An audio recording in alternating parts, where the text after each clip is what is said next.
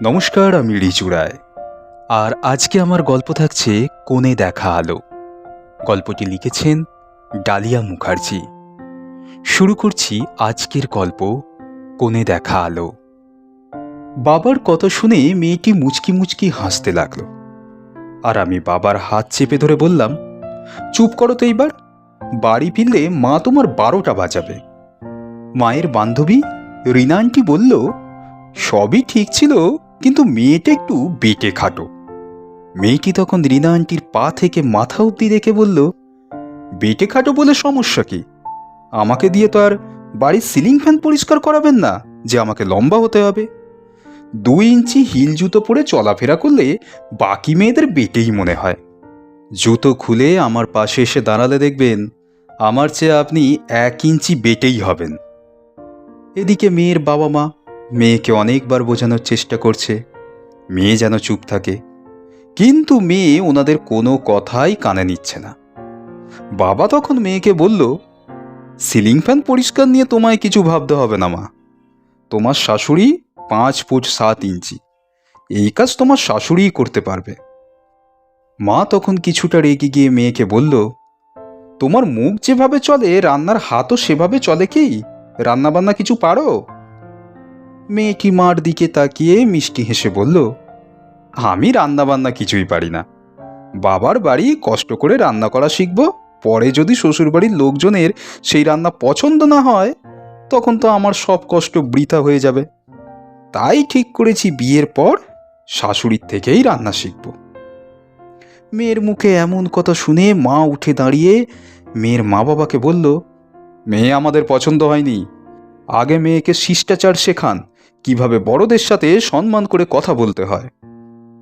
মেয়েটি তখন মাকে বলল, পছন্দ হয়নি তো ভালো কথা, আপনারা আমাকে 25,000 টাকা দিয়ে চলে যান, কোনো সমস্যা নেই।